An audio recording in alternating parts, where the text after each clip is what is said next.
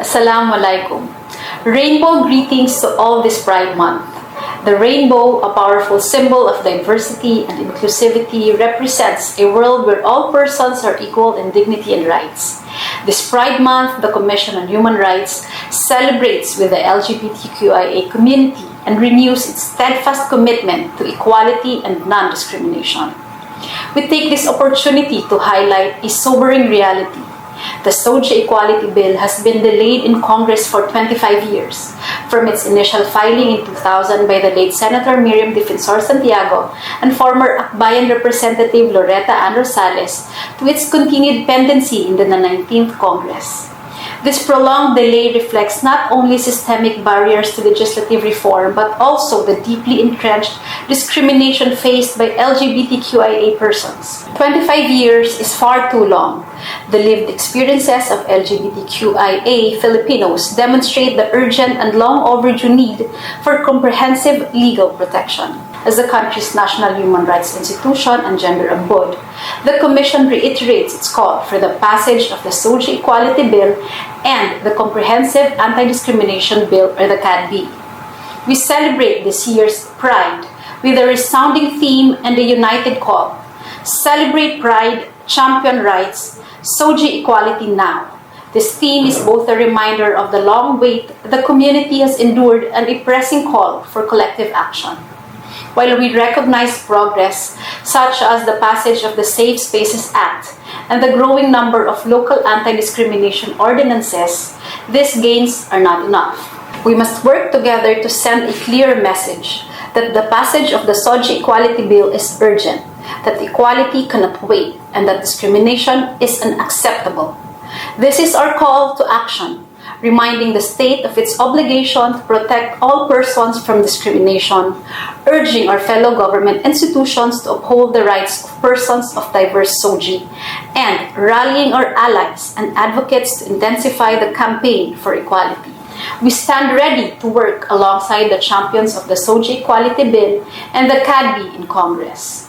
We are committed to building support from the ground up, and through our 16 regional offices, we reaffirm our resolve to a future where all are free and equal in dignity and rights. Mabuhay ang LGBTQIA community. Happy Pride!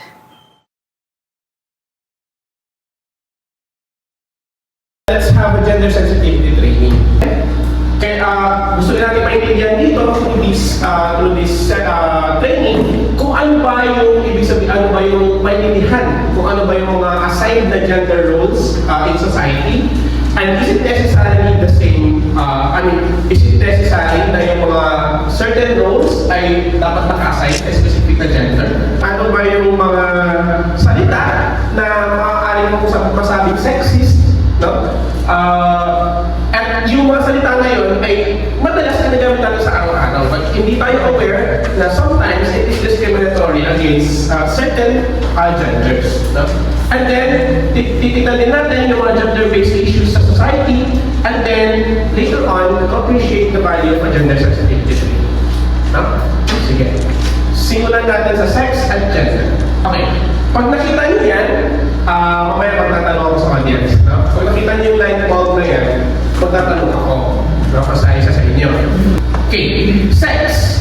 When we say sex, or yung mas kilala natin mas ginagamit natin ngayon na sex-assigned birth, is the biological characteristics of being a female or male. It is something that you are born with. No? Yung mga ang primary basis niyan, it is universal and permanent. Ibig sabihin, more or less, it is permanent unless you change it. No? Again, it is permanent unless you change it. And it is usually, at sa sex, no? May parehong parehong value ng sex in society. No? Kasi yung isa, ang role niyan ay for reproduction, and both are for reproduction, pero magkaiba sila ng role. Kapag magkapareho, hindi magkakaroon ng kumbaga, conception, no? Hindi magkakaroon ng offspring. Ayan. So, sex is usually determined by primary and secondary sex characteristics. What is down there is the basis. No? Kung ano yung nandyan, kung ano yung pinakatatago-tago nyo, or pwede hindi nyo naman tinatago, di ba? Wala ka na doon, walang discrimination dito. Kung hindi nyo tinatago, kung meron kayong subscription. Yun. But basically, no, ang ano natin, ang determination natin ng sex ng isang tao ay nakadepende sa kanyang reproductive system. So, ano ba meron kayo reproductive system dyan? Okay, bahala na alam dyan, no? Hindi tayo dito, hindi tayo mag-demo, no? So, ang male, kung ang sex assigned at birth mo ay male, you usually have a penis, a testis, no? Na kung saan nagagaling yung sex hormones, like androgen and testosterone, scrotum, yung ano dyan, yung lalagyan, yung pouch, tapos yung may sperm, usually it produces sperm, and then meron sa vas deferens, which is this one, yung talent na nagkukonect dun sa inyong ano. So basically, di ba, in reproduction, napuproduce yung sperm dito sa testicles, aakyat yan dyan sa vas deferens, and then lalabas yan through the urine. Yeah. Di ba ganun usually? Siguro naman na-explore niya yung mga katawan niya, no? You know that. Pero syempre, nakikita what happens, di ba? Here, in the female reproductive organ naman, meron tayong uterus, whereas kung saan kinigyan yung bata, and ovaries, ito naman, yung ano dyan, yung dalawang bilog dyan, kung saan nanggagaling yung egg, tama. And then, fallopian tube, dito dumadaan yung itlog, papunta sa uterus, no? And then, ovum, fallopian tubes, no? Fallopian tubes is this one, cervix is this, yung opening dito before you go to the uterus. The vagina, of course, the external, etc. No? Only a female can be pregnant. No? Kahit anong pilit natin. No? Babae yan, ang mga kapag-buntis. So, sometimes, no? However, minsan, kung wala yung primary sex characteristics, pwede ka rin mag-rely sa secondary sex characteristics. No? Ang males are usually more muscular. No? By nature yun, na ang lalaki mas muscular talaga. And then shoulders and chest become broader. No? Mas lumalawak yung chest ng lalaki as they mature. And then, Adam's apple grows. Di ba meron kayong mga ano dyan? Yung, ano tawag dyan? Adam's apple. Di ba? And then, vocal cords enlarge. So, mas lumalalim yung boses. No? Nagkakaroon ng underarm hair, pubic hair, and hair on the face, chest, shoulders, and they tend to be thicker. No? Mas makapal ng palahibo sa buhok, sa pubic areas, no? Sa underarms. And then, penis and testes enlarge as you mature, no? As you reach adolescence. And then, the testis starts to make sperm kapag naging adolescent na kayo. No? At a certain age, you reach that. In females naman, their breasts tend to develop na bigger than usual, no? And then their pelvis widens and hips broaden, no? Lumalapad ang bewang. Why? To prepare for childbirth, no? Pero hindi naman feel mo, okay lang. Wala namang ano tayo na. Boys, nipple slightly, hindi kagaya sa lalaki, mas malalim ang boses, no? And then hair grown under the arms and in the pelvic region. Nagkakaroon tayo ng mga buhok din, pero not as thick as males, no? And then ovary starts to function and then menstruation occurs. Di ba? Babalikan natin yun. Dito yung sa ovaries, no? May ano dyan, may egg, no? And then kapag lumabas yung egg, kakatch yung fallopian tube papunta sa uterus. Tama? Ano mangyayari kapag hindi na-fertilize si egg?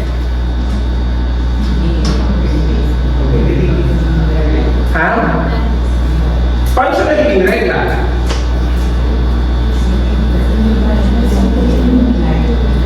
Ito. Di ba? Yung egg mag-a-attach dito sa bahay bata. No? Ngayon, kapag hindi yan na-fertilize, di ba ang usually ang nangyayari para ma-prepare yung tao every time na nandito na yung egg, no? Kumakapal yung uterus. Para kapag manganganak na yung babae, kapag na-fertilize siya, mas makapal yung uterus to accommodate the baby. Ngayon, ang nangyayari ngayon, kapag hindi na-fertilize si egg, yung makapal na yun, magbi-break. No? Masisira siya. Kaya, lalabas yun as dugo. No? Kaya minsan, sa mga kabaihan, ay buo yung dugo na lumalabas. That is the uterine wall. No? Shedding out. Kaya masakit, kasi nga, di ba? Kaya dugo yun, kasi kumbaga, yung uterine lining mo, mag-break, lalabas kasama ng egg. And then, another cycle happens, no? Kapag may nag-mature na egg dyan, or dito sa kabila, kung ano yung fallopian tube, kapag di ulit nabuntis, may regla. Ngayon, anong nangyari pag ano naman, kapag nabuntis? O di, hindi na mag-break, kasi nga, may bata siyang nila-nourish doon sa loob. Kaya walang regla kapag buntis. Kaya kapag hindi ka niregla, kabahan ka na. Diba? Of course, if you want that. Diba? It is a sign, kaya lang kapag niregla ka, it is a sign na, walang nabuo dyan sa loob. Okay? Oh, boys, kailangan alam nyo rin yan. No? Kasi pag dalawang bandang diniregla, magkanda-handa ka na. Financially. Okay. Next. Okay. Usually, in terms of sex, na kung ang usapan natin ay sex, ang role ng lalaki ay mag-fertilize ng egg, yung ovum, no? At mag-produce ng sperm, yung tadpole na papunta doon sa egg. Pabalikan natin. Di ba? Ito, yung penis, design yan para pumasok dito to ensure fertilization, no? Ang role ni babae mag-produce ng egg, ang role ni lalaki mag-produce ng sperm. Okay? In terms of sex, no? Kung usapan natin ay sex. And then, ang sa babae naman, ang role ng babae in terms of sex, no? Gestation is ano ba gestation? Yung pag-carry ng baby, lactation, gestation is pag-produce ng egg, rather. Lactation is pagpapadede, at childbearing is yung pag-bear ng bata. No? So, yun yung role ng babae. Kahit anong gawin nyo, boys, hindi magkakaroon ng ganas ng lalaki. No? Kasi that is the male's as well as female's role in terms of sex. So, gaya na sinabi ko kanina, no? Merong somehow equal roles ang lalaki at babae when it comes to reproduction, when it comes to usapan ng sex. No? So, paano naman yung mga tinatawag natin na intersex individuals? Are you familiar with intersex? Intersex processes both male and female primary and secondary sex characteristics. No? Meron yung dalawa ang may either penis and vagina at the same time. May ganun. No? That is a thing. This is Jennifer Kagandahan. No? Ito ay isang Supreme Court case. This is the case of Jennifer Kagandahan. Nung lumalabas si Jennifer, babae. No? Babae siya. Ngayon, kaya lang, as he matured, nagde-develop yung kanyang male reproductive organs at yun yung mas nagiging dominant. No? Mas nagiging dominant yung lalaking features niya. Problem is, dalawa nga. Meron siyang both vagina and penis.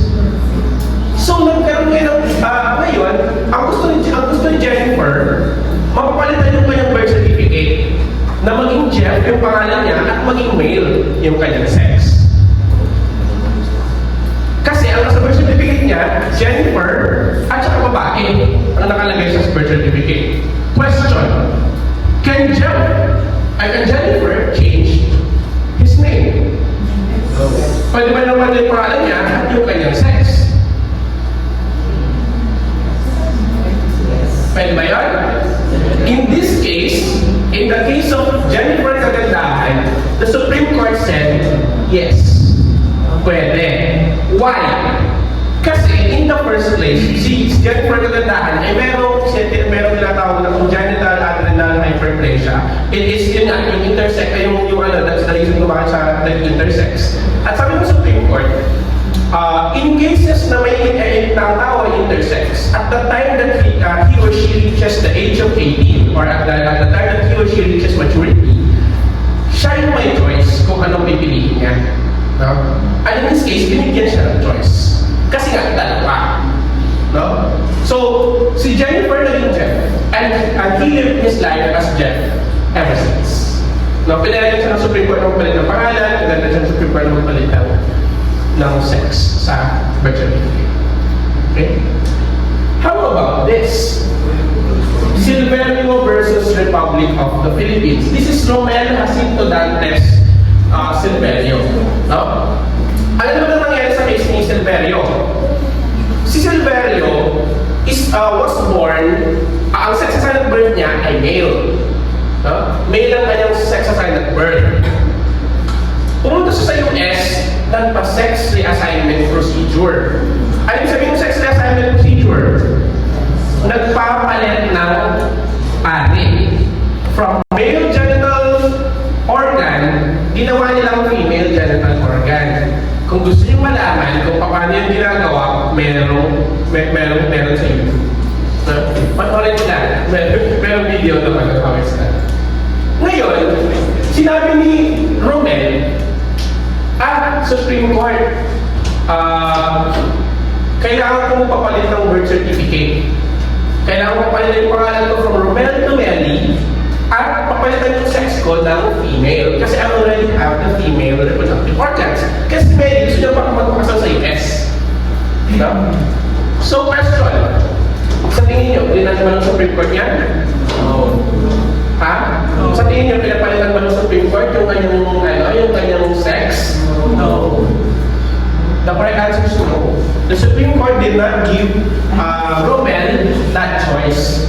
Kasi, hindi naman siya kagaya ni Jennifer or Jeff na may dalawa. Ito isa lang, pinapalitan niya. No? In our jurisdiction sa Pilipinas, hindi pa recognized ang sex reassignment procedures. No? Hindi pa pwede, sa batas natin, hindi pa napapalitan ang gender. No? So, yun yung ano natin. Hindi pa napapalitan ang sex rather. So that is the case of Silverio versus Republic of the Philippines. So magkaiba-iba. Si Kagandahan versus sa Republic versus Kagandahan, pinayagan siya. Kasi, dalawa. Si Silverio, hindi kasi nagpapalit. Okay, yan yung existing natin na batas tungkol sa sex. Now, yung sex is biological. Di ba napapansin niyo ba? Usapan natin kanina, biological. Ngayon naman, ang gender, societal naman yan. Social it is a social concept, ang gender. So yung gender naman is a set of qualities, differentiated roles and responsibilities, attitudes and values by cultural society to men and women. These are expectations held about the characteristics, aptitudes, and likely behaviors of men and women. Ito ay tumutukoy naman sa roles natin in society. Minsan, may mga roles tayo na ina-assign ng pang-babae, may ina-assign tayo ng pang-lalaki, etc. No? So, ang gender, hindi kagaya ng sex, ang gender ay socially constructed. No? Ginawa natin yan as a society, tayo ang nagdidikta niyan as a society. And then, gender changes over time and place. Na nagpapalit-palit yan, nagbabago yan sa panahon ngayon. It used to be, there was a time in our history na ang lalaki babae hindi pwede magtrabaho, ang lalaki lang ang nagtatrabaho, di ba? Ngayon, hindi na gano'n. Di ba? Hindi na lang pwede sa breadwinner hindi na lang breadwinner ang lalaki, ang babae ang maiwan sa bahay. And, for a good reason, kasi imagine kung isa lang ang tumatang-trabaho sa inyong lahat, paano yung mga anak niyo? Diba? Sa hirap ng buhay ngayon, isa lang ang nagtatrabaho. That's not enough. No? Pero noon, definite malamang pwede, no? Makakaya, kasi siyempre puro pa yung mabilihin, pero hindi na kaya yan. Okay? Gender is present in both men and women, and categories include feminine and masculine. Meron tayong mga roles na ina-assign as feminine, meron tayong mga roles na ina-assign as masculine. Unlike yung sex na sinasabi natin kanina, pareho silang may role, pareho silang pantay ang pagtingin, in gender, may inequality tayo nakikita. Yun yung tinatawag na gender inequality. No? Sige. So, chairman. Lagi natin ginagamit chairman. Pero pwede natin gamitin dyan as an alternative, chairperson. Kapag policeman, kasi again, may sexist language, pwede natin gamitin police officer. Spokesman, spokesperson. Businessman, pwede natin gamitin business manager. Fireman, pwedeng firefighter. Statesman, pwedeng political leader. There are a lot of ways on how you can degenderize language. No? Hindi siya natanggalin ng gender bias in language. Okay. Ano ba yung madalas na issue ng mga kababaihan? So let's proceed to yung topic natin of issues affecting women. First, ano ba yung issues na to? Multiple burdens. Ano na yung concept ng multiple burden? Ito yung isang babae, no? Nagtatrabaho siya. Nagtatrabaho yung lalaki, nagtatrabaho yung babae, diba? Kunwari, in a setting na ganyan, nagtatrabaho pareho. Pero pagdating yung babae, ano ba gagawin niya? Pagdating sa opisina, ang gagawin niya? Siya pa magluluto, siya pa maglilinis ng bahay, pagdating ng Sabado Linggo, siya pa ang maglalaba. Diba? Ano gagawin ni tatay? Pag-uwi niya sa bahay, mag-iinom pa, di ba? Makikipag-barkada, di ba? Makikipag-barkada sa barkada. Hahanapin ang pag-usitong anak. Ano yun? Di ba? Yung mga panabong niya, mga paborito ng anak yun. So, yung babae maraming rules, maraming burdens sa society. Di ba? Unexpected sa kanya yun kahit na nagtatrabaho siya sa totoong buhay. Di ba? Do you see this in your families? Nakikita niyo ba ito sa mga pamilya niyo? Sa mga ate niyo, sa mga kuya niyo, sa mga bayaw niyo, sa mga kapitbahay niyo? Do you see this? Na yung babae, pag-uwi niya ng bahay siya palahat. Next, gender wage gap. Generally, mas malaki ang sahod ng lalaki sa babae. In government, sa gobyerno, parehas lang. No? Pero kung mapapansin niyo sa gobyerno, karamihan ng leadership positions nasa lalaki. Diba? Imikot kayo dito sa sako. Tignan niyo kung sino yung mga leaders ng mga regional directors. Diba? It's not, of course, it's not about issue of competence, diba? It's an issue of opportunity. Diba? So, and in general, no, mas mataas ang sahod ng lalaki kaysa babae. Kung kunwari, ang isang lalaki ay nag-earn ng 1 peso, ang babae 78 centavos lang in the same industries. No? So, ayun. Political subordination. Kahit na, sa Pilipinas, kung titignan mo yung leadership of women, dadalawa pa lang ang naging presidente Pilipino na babae. Diba? And both are products of revolutions pa. Diba? Si Cory Aquino, EDSA 1. Gloria, EDSA 2. But other than that, wala namang babae. In the US, na napakatagal na, wala pa silang babaeng president. Diba? In elective positions in the Philippines, iilan lang ang mayor na babae, iilan lang ang congressman ng babae. Diba? Although, in the world, isang Pilipinas sa mga pinakamarami ang legislators na babae. Pero kulang pa rin. Hindi pa rin nila i-bridge yung 50-50. No? So, yun yung political subordination na sinasabi natin.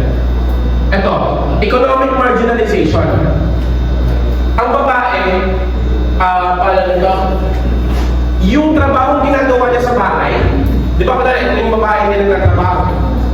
Yung ginagawa niya, hindi yan nakakount as paid worker. Pero imagine nyo kayo yung mag-stay sa bahay. Imagine if you stay at home, kayo maglilinis ng bahay ninyo, kayo mag-aalaga sa mga anak ninyo, di ba? Pero hindi kayo nababayaran. Imagine mo parang, at mas malaki ang kontribusyon ng mga lalaki sa lipunan kasi sila ang kumikita ng pera. Pero paano naman yung opportunities ng babae na kumita ng pera pero mas pinili niyang i-devote para sa family? Yun ay hindi nagre-reflect sa ating statistics. No? Kaya, meron yung tawag tayo na economic marginalization. And of course, karamihan sa mga babae ay victim ng violence, ng gender-based violence. Gaya ng domestic violence. Di ba yung mga binubugbog ng asawa? Yung mga nanay na binubugbog ng asawa? At hindi sila makaalis kasi walang pera. Bakit? Kasi nakarelay sila sa mga asawa nila. Di ba? So, that is a reality. Rape. Kadalasan ng victims ng rape, babae. Overwhelming majority ng rape cases ay babae. Sexual harassment and lascivious conduct. Sino yung mga di ba kapag babae, sinisipulan, kapag nasa kalsada, di ba? Kapag may mga nagiinom, miss, di ba? Ganda, sama ka muna, ay tali ka muna, di ba? Sa mga jeep, di ba? Yung mga pinapakitaan ng ari, nanganganak ng mga ganong cases, right? These are all sexual harassment. Yung mga boss na hansi masyado sa mga empleyado.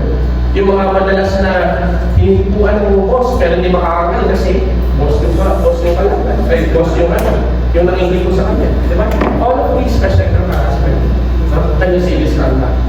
Human trafficking. Sino ba yung mga madalas na ipadala sa ibang bansa para mag-work as prostitutes? Sino ba yung mga madalas ipadala sa ibang bansa para mag-work as drug mule? Mga babae. Diba? And objectification. Yung mga yung pag-present sila sa media tapos yung sexing na meron yung babae sa Instagram or Facebook. Ano yung mga comments? Ano yung mga comments ng mga lalaki? Objectify yung mga babae, diba? They are seen as sexual objects. Na subject to the fantasies ng mga lalaki. So all of these are gender-based issues. Lahat ng yan, lahat ng mga issue na to, may kinalaman sa gender. And this is the point of a gender sensitivity training. Meron tayong mga kaso, actual cases that show discrimination among women. At na sinabi ng Supreme Court na discriminatory siya at dapat hindi gawin. Una, the case of PAL. Female flight attendants of PAL versus PAL. Dito kasi, sa PAL, ang compulsory retirement ng mga babae, 55. Kapag lalaki, 60. So, discriminatory ba yun? Yes. Obviously, di ba? Discriminatory. And, ang ano pa, kapag babae, there is also a case, a similar case, wherein ang babae, hindi pwedeng magkaroon ng asawa. Is that discriminatory? Yes. Oo naman. This is definitely discriminatory. Of course, kapag buntis, hindi naman pwede maging flight attendant, di ba? Pero hindi mo pwede siyang pigilan na mag-asawa. Correct? Kung di ka magbuntis, hindi mo magpasang kayo kasi safety risk din naman talaga. Ngayon, in that case, the discrimination is valid. Kasi buntis nga. Pero kung hindi siya buntis, at may asawa lang, can you prevent her from working? No. Hindi naman. Because that is discriminatory according to the Supreme Court. Next, Villavicencio versus Lucban. This is a very old case, old case na siya. Ang ginawa dito, itong Villavicencio, itong si Mayor Lucban, mayor siya ng Maynila. Ngayon, meron isang specific na iskinita sa Maynila na pinamumugaran ng mga prostitutes. Meron itong pinamumugaran ng mga nagbibigay ng aliw. Ang ginawa ni Lucban, binarikadahan yung street and then dinala yung mga babae sa Davao. Inilipat sila through parang i-relocate sila sa Davao para mawala yung mga women of ill repute ang tawag nila sa Maynila. Question, is that right? No. Well, sa ngayon, discriminatory. Pero at the time, at that time, naisip niya yun, di ba? Ano yung gawin? But sabi ng Supreme Court, of course, that's discriminatory. Kasi you are depriving the person of his right or liberty of vote. Yung right niya na pumili kung saan niya gusto tumira. Okay? So, ayun. Now, bakit kailangan yung gender sensitivity trainings? No? The act of being aware of the ways people think about gender so that individuals rely less on assumptions about traditional and outdated views on the role of men and women.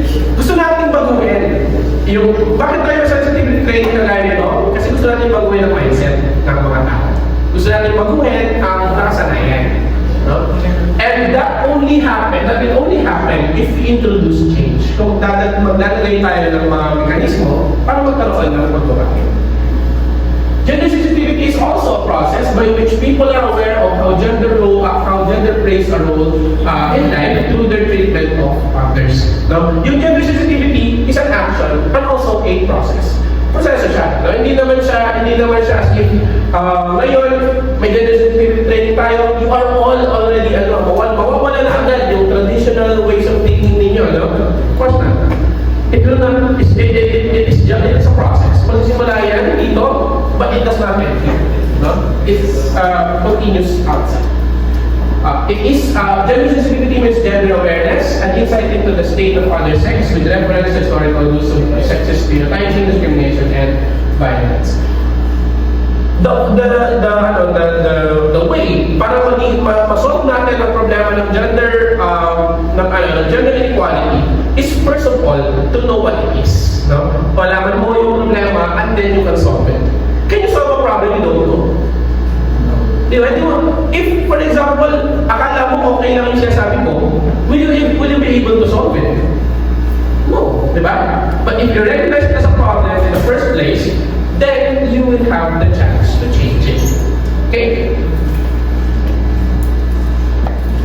Why is there a need to do gender sensitivity training? Of course, to educate people, to make people realize na magkaiba ang trato ng society sa genders, no? At para mawala yung assumptions about traditional outdated roles of men and women, at para maggumamit tayo ng mas inclusive na language, no?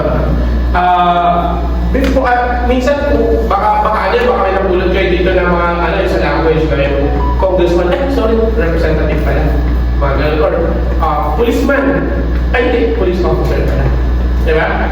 So, baka naman kahit paano magbago yung natin, magbago yung perception natin na So sabi ni Kofi Annan, gender equality is more than a goal in itself. It's a precondition for meeting the challenge of reducing poverty, promoting sustainable development, and building good governance. Ang pagiging gender sensitive natin lahat, at ang pagkakapantay ng mga genders, is not only for the sake of making it equal. No? Makakatulong din ito sa pag-unlad natin bilang isang bansa, pagbawas ng poverty. Kasi kapag hindi natin na-recognize yung contribution ng mga kababaihan, mag-continue yung cycle of poverty natin. Kasi hindi natin na-recognize yung skills, yung potentials ng mga kababaihan na dapat ay nasa kanila. Kaya na nasa kanila, hindi natin nasatapos. So that is the first part of our lecture. Bilisan ko lang yung sunod, no? Kasi ang oras na. Dami kong chika. Ano na lang? 15 minutes na lang. Teka, giving an lahat. So, G naman tayo ngayon. So, alam niyo yung gender, ha? Alam niyo yung gender, alam niyo yung sex. Tama? Sex or gender? Sex or gender, you should know the difference of them. Now, G is usapan na may kinalaman sa gender. Okay? Mostly, gender yan, except itong SC. No? Si SC ay sex characteristics yan. So, sexual orientation, gender identity, gender expression, and sexual characteristics, sex characteristics. Yung sex characteristics sa pag-aaralan natin kanina yan. So, yung male or female. Okay? So, lahat tayo may SOG-C. So mamaya, tatanungin ko kayo kung ano yung SOG-C. Tatanungin ko kayo, how you, kung komportable lang naman kayo, siyempre hindi ko naman kayo pilitin, di ba?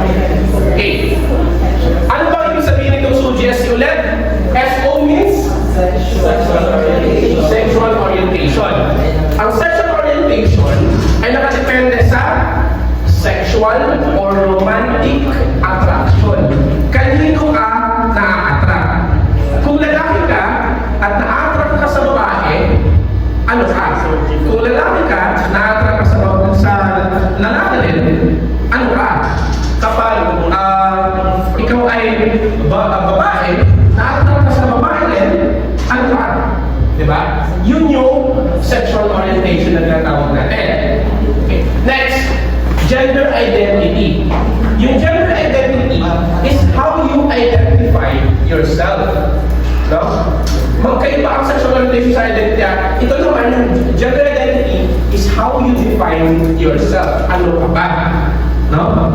Next, gender expression. Paano mo i-presenta ang sarili mo through action, gestures, at demeanor. Paano ka gumalaw, paano ka manamit, paano ka magsalita, yun yung gender expression. And sex characteristics is your base sa inyong physical features. No? You're either male, female, or intersex. Diba? Depende sa kung ano yung tinatago nyo dyan. No? Or kahit hindi nyo itago. Again, that's also acceptable. So, simulan natin sa sex characteristics. Saan na mabasa ang sex characteristics? Sa primary at secondary sex characteristics or physical characteristics. A person can either be male, female, or intersex. Diba? Sige. Ano ang inyong sex characteristic? Depende yun sa kung ano ang meron ka dyan. No? Male, female, or intersex. So, madali lang yan. Hindi yan, walang problema dyan. No? Next, ano ang iyong sexual orientation? You are heterosexual. Hetero means different. Di ba? So, alam mo sabihin nun, if you are a person of another gender, of another sex, male, is attracted to another adult to a female, that is heterosexual.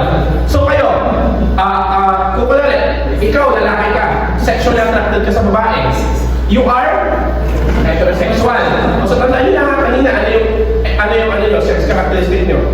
Male or female. Yan. Next, ano yung sexual orientation? Are you heterosexual? Are you homosexual?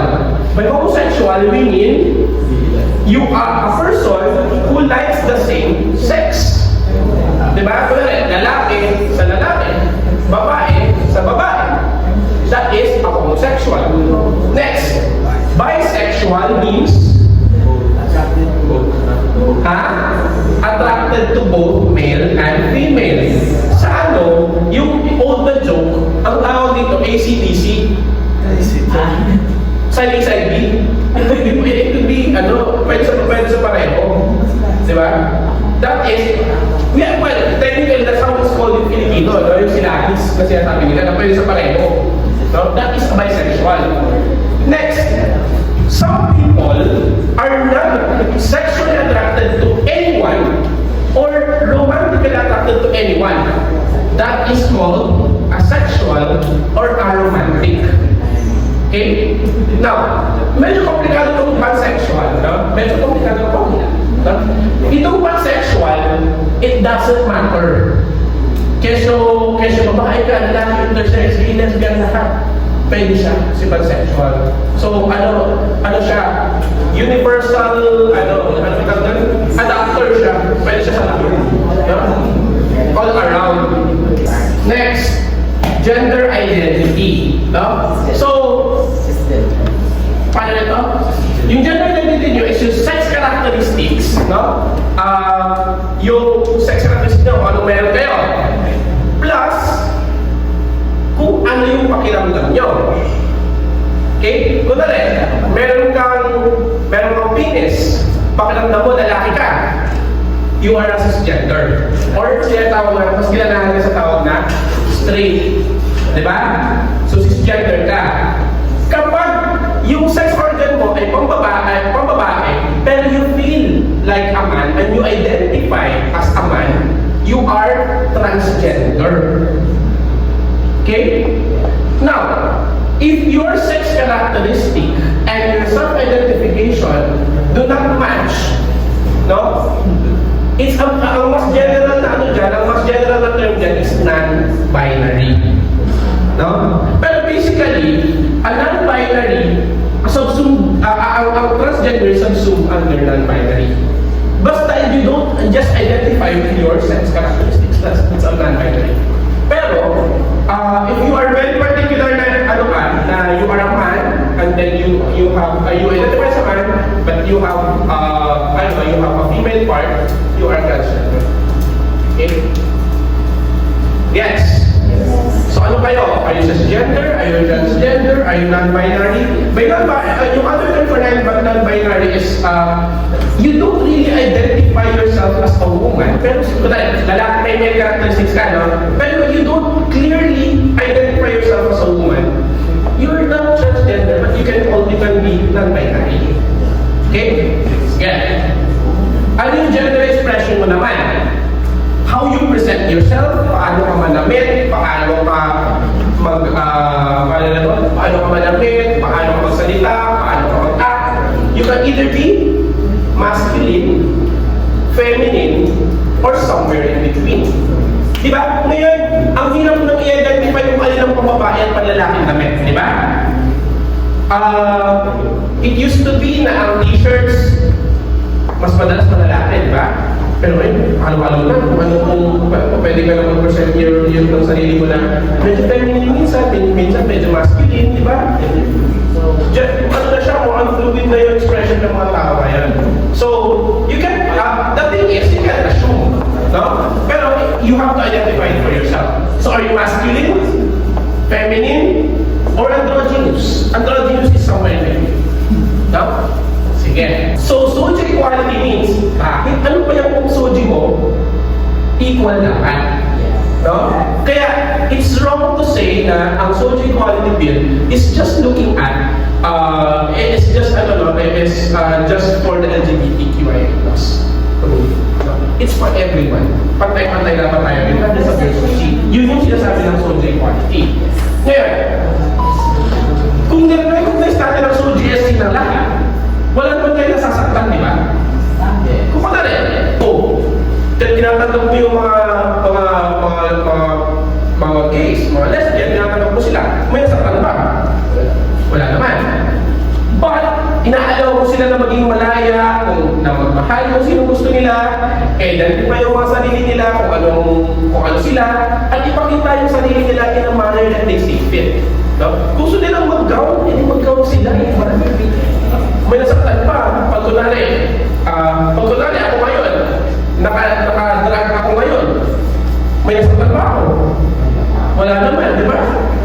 Or kunwari, nag-post ako na meron akong boyfriend kasi pinost sa social media, may nasaktan pa. Yung mga inibeta. Walang nagsasaktan pa ako, di ba? So, that is the point of social equality. No? Unfortunately, no? Ang problema, nagkakaroon ng discrimination sa SOGSC kasi minsan hindi daw normal. No? It does not conform with the norm. At madalas makikita natin yan sa maraming mga lugar, no? And even in our homes. Nangyayari ang discrimination kahit sa mga bahay natin. Okay. Minsan, no, yung mga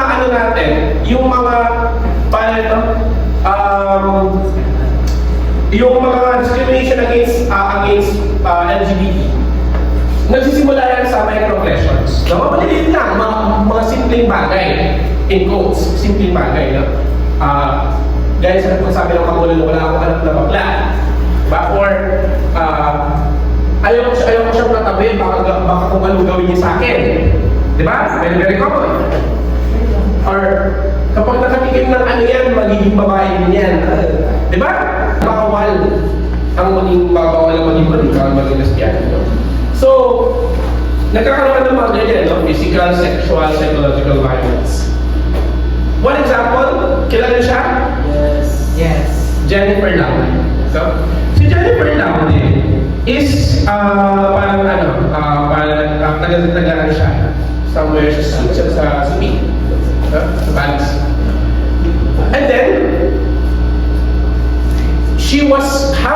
a sexual encounter with US, an American na soldier. And then, allegedly, no, ang sabi, nung nalaman na transgender siya, sinaktan, until namatay. No?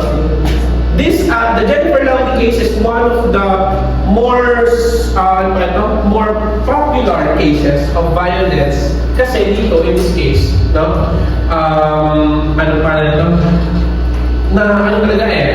Nag-cause talaga ng death ng isang transgender, no? And advocates all over the world cried foul over the death of Jennifer Laudy. Unfortunately, na-pardon yung one. Guess who pardon? Okay. Mga ganyan, kapag nag-rally about soldier rights, may mga violence among the protesters. And ngayon sa US, tinatanggal nila lahat ng mga policies na merong discrimination, equality, parang anti-discrimination, equality, and inclusivity, mga policies. So maraming mga states ngayon bawal na maglagay ng flags bawal maglagay ng flags ng LGBTQIA+. No? Maraming mga discriminatory acts against LGBTQIA+, and even the president is openly against yung sa LGBTQIA+.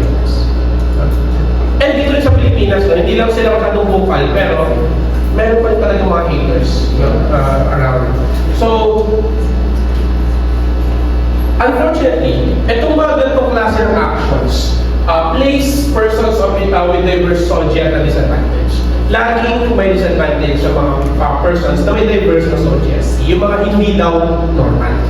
No? So, dahil dyan, marami sa mga LGBTQIA+ persons ay natatago na lang.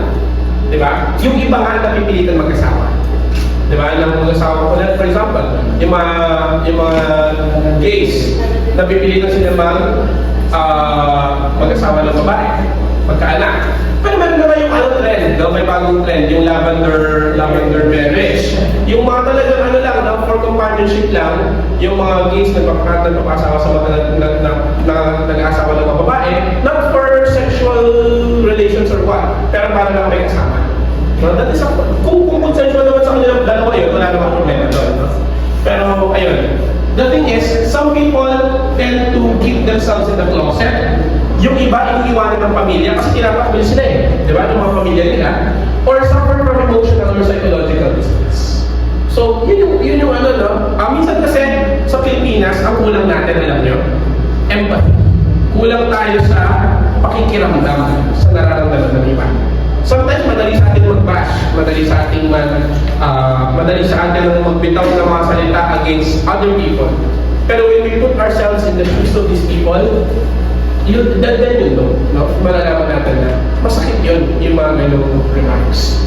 Okay? So, ang paraan kung para masolve natin ng inequality ay i-uphold ang karapatan, ang SOGI rights. Kaya tayo may SOGI Equality Bill. Pero again, this is to emphasize na hindi lang ito tungkol sa LGBTQIA. Tungkol ito sa lahat. Kasi lahat tayo merong SOGI SC. No? Hindi lang tungkol sa mga bakla, hindi lang tuloy sa mga lesbiana. This is for everyone. Now, pushing for SOGI rights, not giving more rights to a group of people. Hindi natin binibigyan ng additional na karapatan ang mga gays, mga lesbians, ang mga LGBTQIA+ community. Hindi natin sila dinadagdagan ng karapatan. Ang ginagawa lang natin dito, pinapantay natin yung karapatan ng lahat. Diba? For example, ang mga heterosexual couples, pwede sila magpakasal. Diba? But this is not about marriage. No? Ang SOGI is not about marriage. No? Kunwari, yung access sa health, no? Yung access sa education, yung access sa mga basic services na na-deny sa ating sa mga LGBTQIA+, sa mga servisyo na dinabibigay sa kanila, yun yung ginagawa natin ng paraan. But again, the SOGI bill is not about No? Hindi yan, walang kinalaman yan sa kasal, ang SOGIE equality. So just to clarify, no? Pero ayan, dapat pantay na dignidad, pantay na freedom of expression, pantay na karapatan against discrimination, karapatan na magkaroon ng equal access sa mga public services. May problema pa doon? May problema pa tayo dito? Kung gusto natin na pantay ang access ng lahat sa serbisyo ng gobyerno? Wala naman, no? So, paano natin masisigurado na mawala ang inequality among when upholding SOGIE rights, no? Una, i-push natin yung mga batas na magpoprotekta sa mga karapatan ng mga tao na may diverse SOGIE. Or, basically, no? Everyone with a SOGIE kailangan maprotektahan ng karapatan. How do we do that? Tulungan natin ipasa ang SOGIE SC Equality Bill. So, matagal na yan. 2000 pa yan. Nandun sa Kongreso, hindi pa yung makasagot yan. Since ano pa yan? Since Miriam Defensor, Santiago, 11th Congress. No? So, history lang ng SOGIE Bill. No? In 2000, Miriam Defensor Santiago and Etta Rosales, who then later became the SAGE-R chairperson, pinasa nila yung, inilaban nila ang SOGIE Equality Bill since 2000. And then, nung hindi pumasa ng 2000, ginawang employment ng discrimination ni Senator Defensor. And then, dahil hindi pa rin pumapasa, 2017 to 2013, paulit-ulit na pinapasa ang anti-discrimination and SOGIE Bill.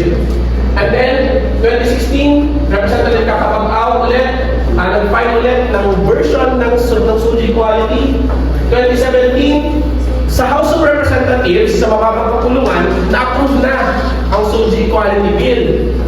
Pero sino ang tumigil?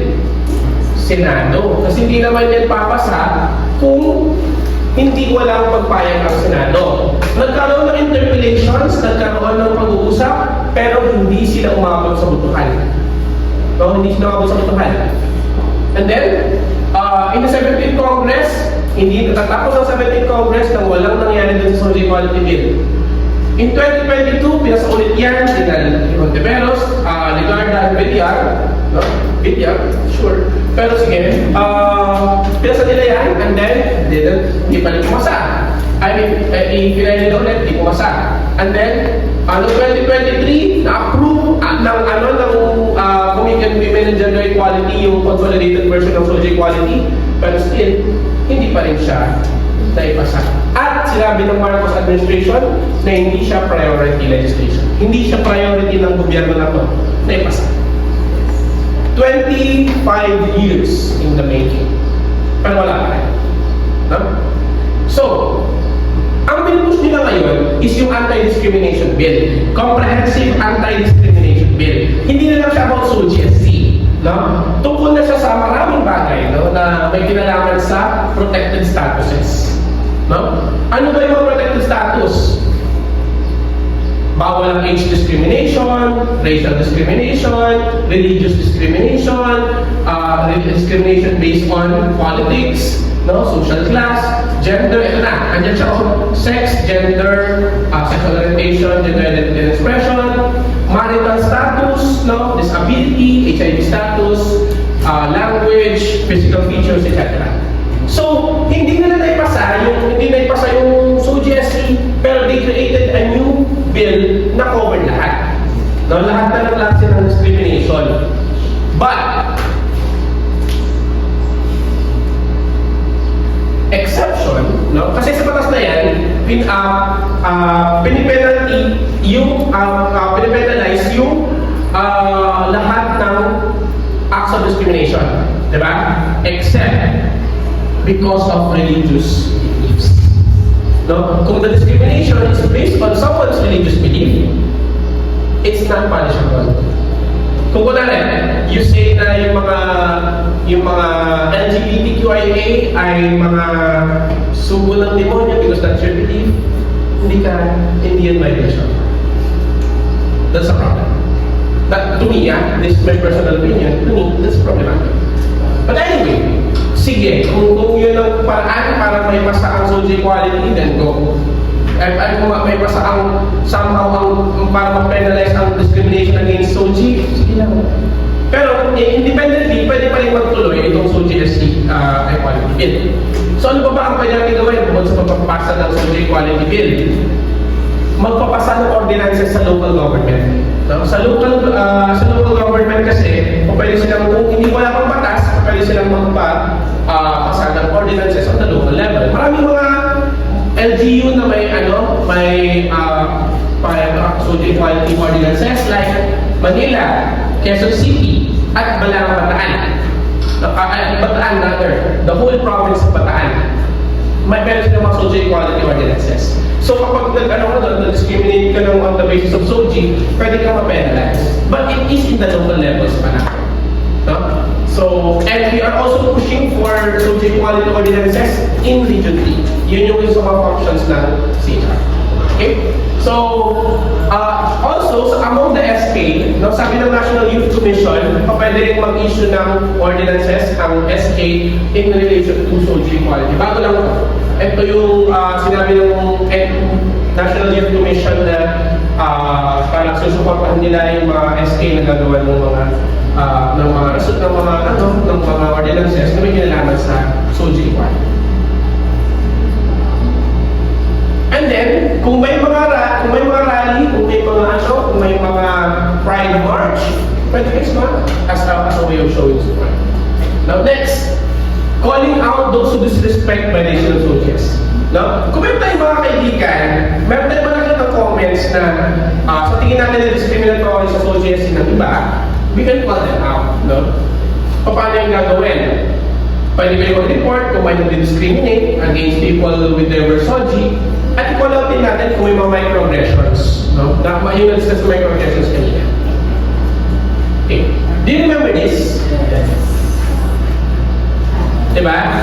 Si Sir, tinawag na Sir. Now, the thing is, hindi ko sasabi tama yung ginawa niya. Hindi rin talaga maganda yung ginawa. Pero pansinin nyo yung reaction ng mga tao over this issue. Diba? Sobrang lala nung nangyari sa kanya. May pagkakamali on hindi mo ma-justify yung ginawa niya. Pero hindi rin yung overreaction ng media, yung overreaction ng mga tao dito sa issue na to. Okay din, di ba? Wala tayong winner tonight, di ba? Pero lahat sila okay. To the point na nagkaroon ng nagkasuhan. Di ba? Is that? To me, that is an overreaction. No? OA yung isa. OA din naman yung naging response. Why? Because deep inside, ang Filipino society is not accepting of LGBTs. They are only tolerating yung LGBT community. Di ba? Kaya sinasabi ko sa inyo, pansinin nyo yung mga comment section ng mga posts about HIV, lahat ng mga posts about sa Pride. Di ba? Sabi nila, kaya dumadami ang HIV mga ganyan sila, di ba? As if sa LGBT lang nangyayari ang HIV. No? It's not. As long as you have sex, you are always at risk with sa HIV. No? And it doesn't help kung ibabash natin yung mga merong HIV because they're already living a life na at risk sila. Okay? So, another thing is, apart from calling out disrespect, is i-help natin na dispel ng erroneous notions about SOGIES. Kung ano natutunan natin ngayon, i-share natin sa mga kaibigan natin. Kung may mga posts about SOGIES, pwede natin i-share. No? At tayo mismo, i-educate natin yung mga kaibigan natin. And this is the first step towards doing that. Okay? And finally, at siguro ito na yung pinakamadali sa lahat na pwede natin gawin, respect other people's SOGI. No? Respetuhin na lang natin. Pero, be very careful. Never assume. No? Kahit na nakikita mong ano yan, kahit na nakikita mong sa tingin mo very very sure ka na huwag mo pa rin i-assume. No? Never assume, pero ask with respect. No? Tanungin mo respectfully, uy, huwag ka ma-offend pero okay lang ba kung tanungin mo kung ano ka? Kung if you are gay or what, mga ganyan. Open the conversation, pero respectfully. No? Kasi natasanay na tayo na yung si ano, paano yun? Mga ganun tayo, di ba? Sa mga GC, may balik mo si ganito, balik mo si ganyan. We never assume. Pero you can ask. No? Kung ayaw nila sabihin, sige na, pwede ba yun? Pwede, sige na, mamin ka na. Tatagamin ka naman namin eh. Still no. No? Antayin niya pa rin na mag-usap. Okay. And kung hindi kayo sure kung hindi kayo sure sa gender ng tao, use inclusive gender neutral terms or pronouns. No? Pwede yung they, them, kasi ano siya, gender neutral. Pwede rin naman kayo kapag instead na Mr. or Miss, pwede rin gawin ng FX. Di ba? Lalo na if you already have an inkling na may ano siya, na he or she is somehow not a member of the LGBT community, gawin ng FX. Pero acceptable naman yan. Respect the privacy of others. Ito very important, no? Yung tropa nyo, feeling nyo bading. Ang gagawin nyo, pupunta nyo sa susundan nyo, kung saan siya pupunta, mga gano'n. Ay, medyo mo walang malalakas, pinost sa social media. Uy, program sa'yo, mga gano'n. In-out nyo naman. Diba? Pamal yun. Hindi rin pwede yun, no? And, of course, challenge stereotypes, no? May mga stereotypes about sa babae, about sa lalaki, about sa LGBT, but you can always challenge these stereotypes, no? Hindi yan set in stone, no? You can always challenge these things. And, helpful reminder, ikaw lang ang nakakaalam ng suji mo. No one can dictate that, hindi pwede i-dictate ng iba sa'yo. Kasi kung ano yung nararamdaman mo, ano yung gusto mo, yun ang soji. Binibigyan ba ng mas maraming karapatan ng mga LGBT? Ng soji equality? Pantay ba ang lahat ng tao in terms of karapatan? Yes. Kapag nag-discriminate ka ba, violation ba ng human rights? Yes. Okay. Yung gender identity ba ng isang tao, yung iba ang makakapagsabi? No. Sino makakapagsabi?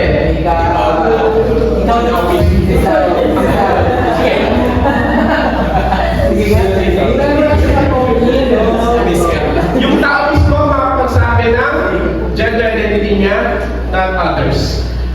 So, kapag ba pinasangkot sa equality, magiging krimen ba magiging bakla? No. Then, no? Next, the right to express your own gender identity is protected by your freedom of expression.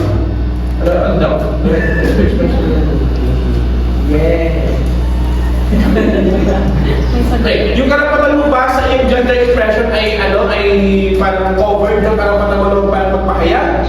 Of course, di ba? And then, ang soji ba para sa mga LGBT lang? No. At tayo may soji.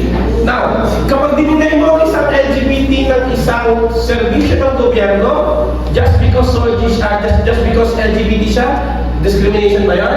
Yes. Yes. And then, kapag pinunod pang soji rights, magkakaroon ng inclusive at patas na lipunan? Yes. Okay. Sige, mag-post na tayo. So, thank you everyone, and thank you for listening. At sana may natutunan kayo sa akin. And